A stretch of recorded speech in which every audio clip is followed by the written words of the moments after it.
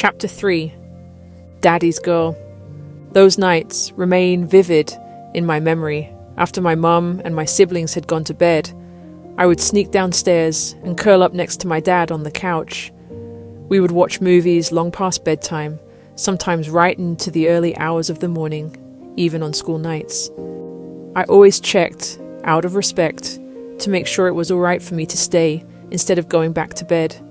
And he would grin and say, "Ah, darling, get you over here. Just don't tell your ma." Those were precious times, the kind you do not realize you're storing away until years later, when remembering them warms you from the inside.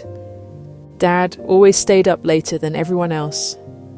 The pain likely stemmed from injuries he sustained, including a fall through a collapsed full flight of stairs that gave way during a fire while he was working as a firefighter. The fall fractured his spine. He moved gracefully and never complained, but you could feel it in the way he shifted or paused. That silent bracing was something only a person who lives with pain every minute truly understands. He carried it the same way he carried everything else, quietly. Losing his ability to work meant more than losing employment. It was the loss of the role that made him feel he was protecting his family from uncertainty. Forced into early retirement from the London Fire Brigade, something in him shifted. He never said it outright, but I could see the fracture beneath the surface. The work had meant everything to him. Talking about the brigade made his countenance radiant and his face light up.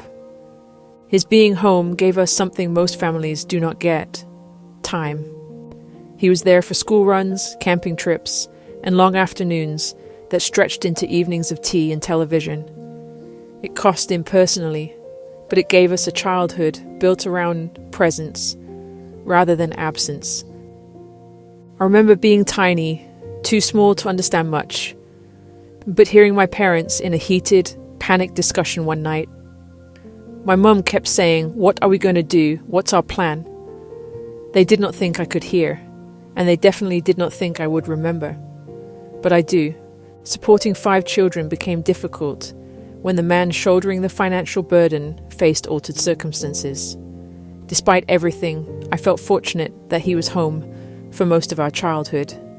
I cherished our strolls into town. In Europe, walking is a way of life. Narrow lanes, footpaths and markets tucked between old stone buildings. Not like America, where you often need a car just to hop to the nearest shop. Back home, my dad and I would slip out for a walk and a chat while my mum handled the chaos of the rest of the clan. Those walks were our secret space. The two of us, talking about nothing and everything, and somehow always coming home feeling like the world had steadied itself again. By the time I had grown and married, life had already carried me across the world.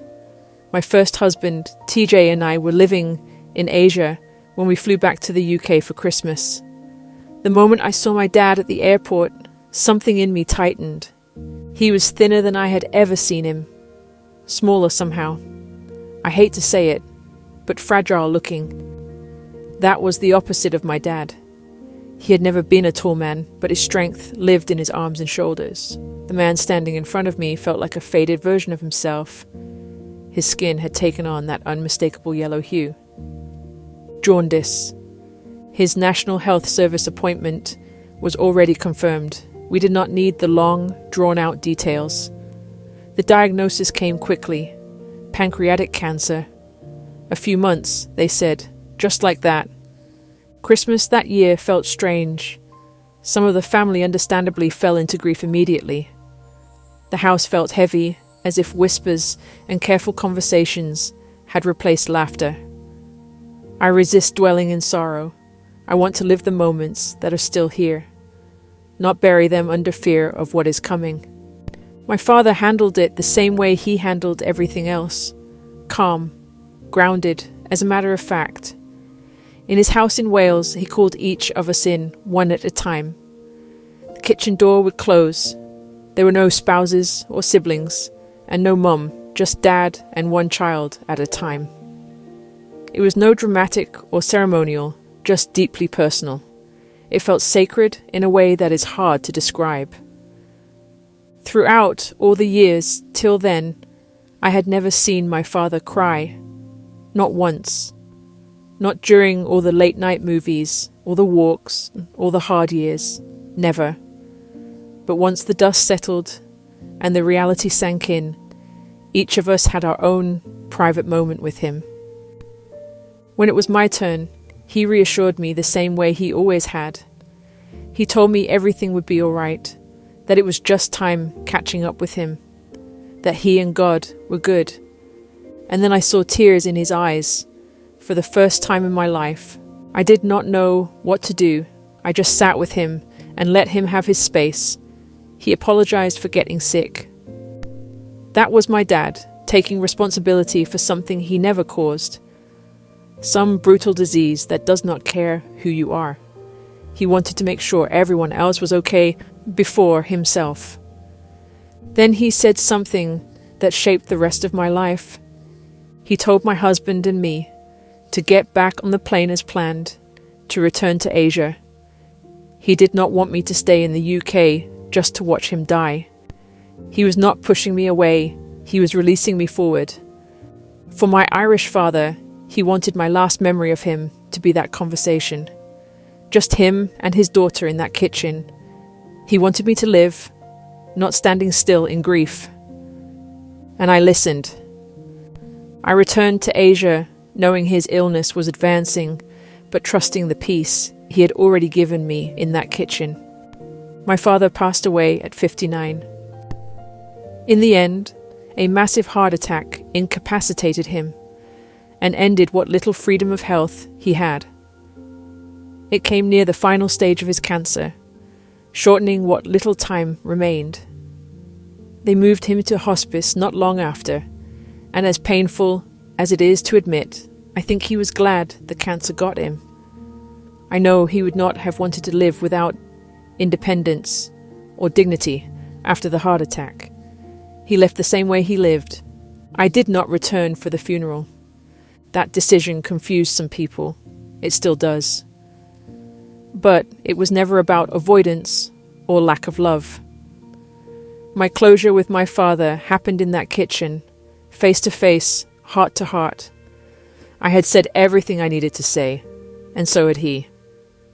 Funerals, for me, have always felt like they belong to the living, not to the one who is gone. My way of grieving has always leaned toward remembering someone in joy, rather than gathering in sorrow.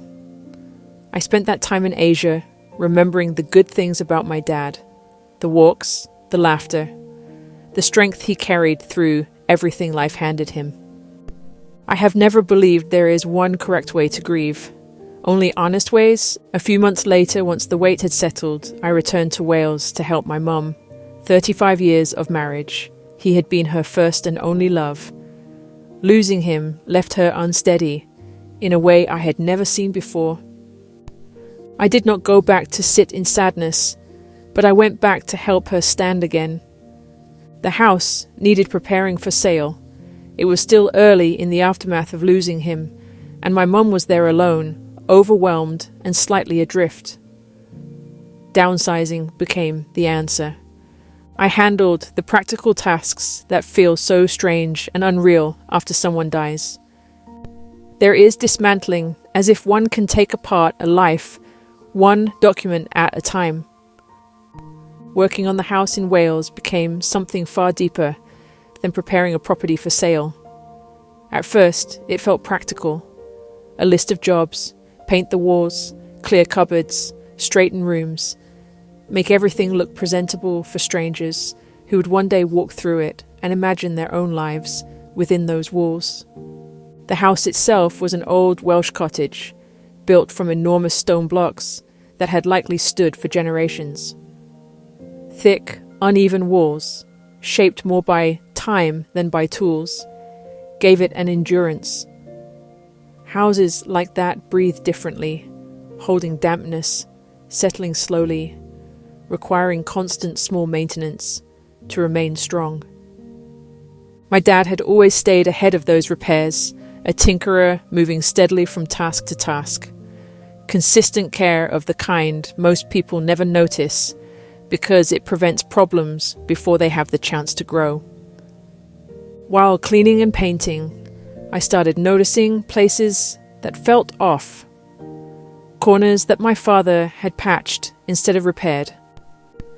Paint layered over areas that needed stripping back. Small sections where mold and damp had crept through the stone. None of it was catastrophic. The house was not falling apart. But it was not my father's usual standard either. One corner stayed with me.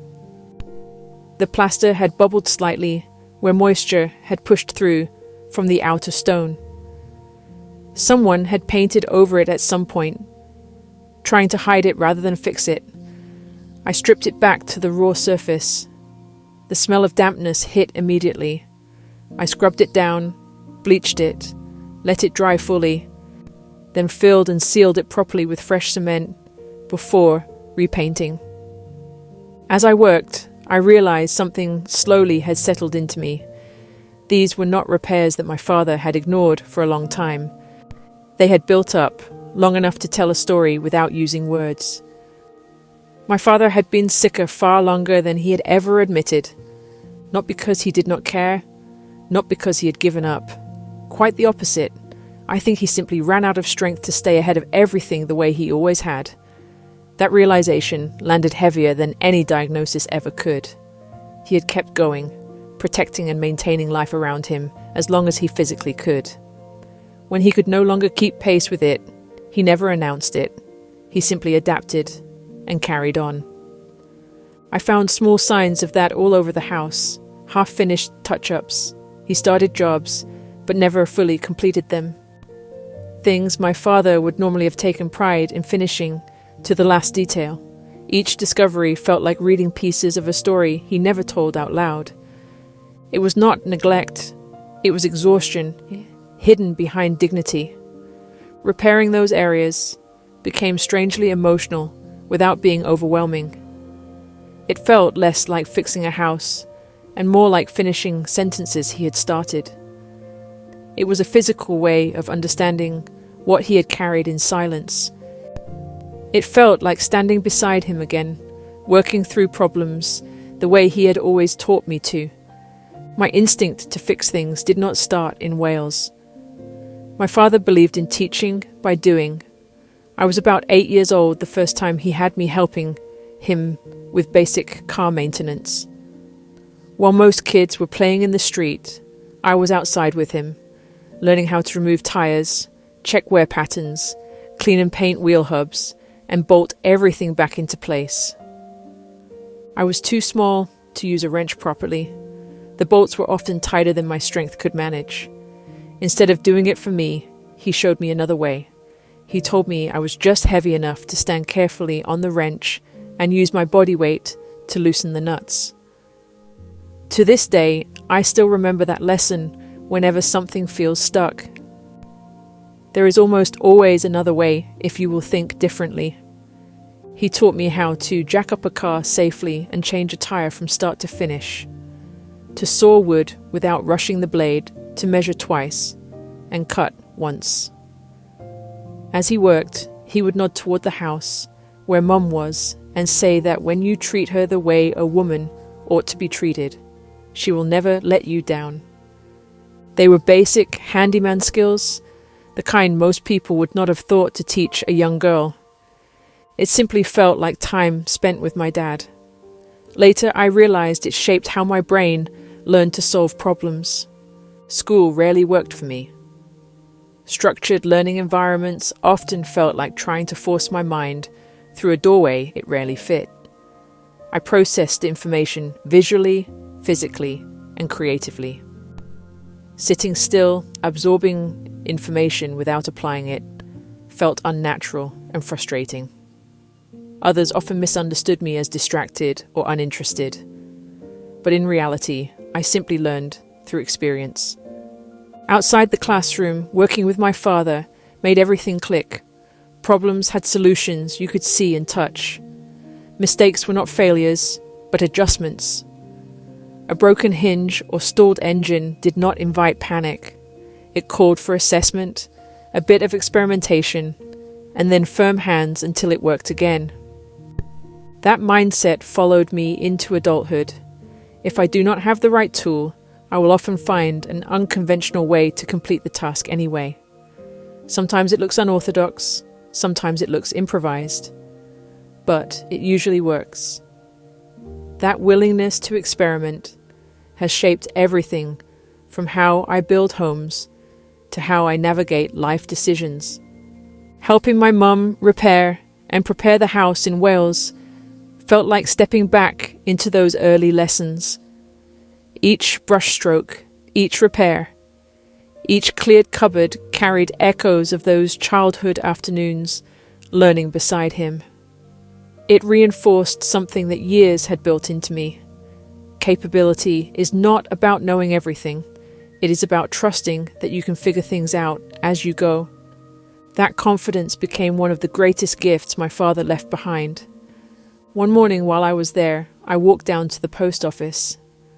The same walk I had taken countless times with my dad. It felt strange retracing those steps without him. Like the high street itself knew someone was missing. I had paperwork to send for my mother. The woman behind the counter stopped mid-sentence and asked if I was the daughter who lived in Asia. I said yes, confused. She reached across the counter and took my hand. She told me how proud my father was of me, how he spoke about my work overseas, how he brightened her day every time he came in. I started hearing stories like that everywhere. At the bank, staff who had never met me ushered me into the back offices once they realized whose account I was closing. Grown adults stood there with tears in their eyes, telling me how kind he had been, how he always had time for people, how he made ordinary conversations feel important. It turns out my father had left marks on people the way he did everything else. Not loudly, not for recognition, just kindness, repeated over the years. I was protective of my mum, but I also knew she needed to find her footing again in her own way. I stayed for a few weeks, helping where I could, then returned to my life. For the first year after my dad died, I called her 2 or 3 times a week just to check in. Later, she remarried and found happiness again, which is exactly what my dad would have wanted for her. Helping my mom close that chapter of her life also closed part of mine. It took me years to understand that my father did not just shape my childhood. He shaped the way I dealt with loss, risk, and responsibility. Grief, in particular, was something I learned by watching him long before I ever had to face it myself. My father never ignored pain. He simply refused to let it define the rest of his life. That was a very different thing. He acknowledged what hurt him. That distinction would become one of the strongest internal compasses I have ever carried. We only get one life. That was not something he said often out loud, but it lived in how he decided. When something went wrong, he dealt with it. When something ended, he accepted it. He refused to remain fixated on unchangeable situations. Watching that as a child wired something into me. For a long time, I thought that being strong meant being hard. I learned early how to push through discomfort, loss, uncertainty, and fear without pausing long enough to feel what sat underneath it. I became efficient at surviving difficult moments. But survival and living are not the same thing, and that was a lesson that took much longer to surface. I did not see my father cry while I was growing up. He stayed composed through years of chronic pain, financial stress, and the long adjustment after losing his career. He carried everything with a calm resilience that, as a child, felt unbreakable. It made the moment in that kitchen, years later, even more powerful. Seeing tears in his eyes did not weaken him in my mind. it widened him. It showed me that strength and vulnerability were never enemies. They were simply two parts of being human that most people are too afraid to let exist in the same room. When he apologized for getting sick, I understood something much later. He was not apologizing for the illness itself. He was apologizing for the disruption, for the grief he knew would ripple through our lives. That was how he loved. Protective, quiet, carrying responsibility, even when it was not his to carry. That moment softened something in me I had not realized, had hardened over the years. It allowed me to recognize that pushing through life did not mean shutting down emotion. It meant acknowledging it and respecting it. Faith in our home followed that same honest simplicity. My Christian upbringing meant I never had to practice my faith as a performance or obligation. Instead, my parents encouraged me to seek it out for myself and decide what it meant in the reality of my life. My father once told me church felt boring because I experienced it that way. He reminded me that faith was not entertainment. It was a personal walk, one that looked different for every individual. Standing alone in decisions is another place where I still hear echoes of him, although now it sounds like my voice. Every decision we make belongs to us. Parents do not make them. Partners do not make them. Families do not make them. Support can exist. Love can exist. But responsibility always lands in the same place. That realization does not feel heavy. It feels like clarity. Accountability belongs where it should, with the person living the life. Without it, there is no resentment when plans shift or challenges appear. The choices are mine to make, and I meet them steadily, adjusting when necessary and moving on my own terms. My father never told me to live exactly like him. In fact, his greatest act of love was telling me to leave, to return to Asia, to keep building a life that existed beyond his own. At the time, it felt like one of the hardest instructions I had ever followed. Later, I realized it was also one of the greatest gifts he ever gave me. He showed me that love does not hold people still. Love releases them forward. As my life unfolded, I would meet other men who stood at major crossroads in my story. Each of them would challenge me, balance me, and force me to confront parts of myself I might otherwise have avoided. None of them chose my direction for me. None of them carried me through life. But each of them, in peculiar ways, stood at moments where my choices became clearer, sharper, and sometimes harder. My father built the foundation. He taught me how to stand on my own feet before I ever knew I would need to. The men who came later did not replace that foundation. They also reflected the standards I had already learned to recognize without realizing it, and revealed how strong I really was. For a long time, I believed strength meant advancing without hesitation. Life would later teach me that true strength often involves knowing when to stay, when to leave, and when to rebuild something completely new. Those lessons would come through love, through loss, and through roads I never could have predicted while sitting on that couch watching late-night movies with my dad. His influence never felt like a voice telling me what to do. It felt more like a compass softly settling inside me. Life presented risks, and I leaned toward them. Life presented loss, and I acknowledged it and kept moving. Responsibility landed in my hands, and I carried it without looking for someone else to hold it for me.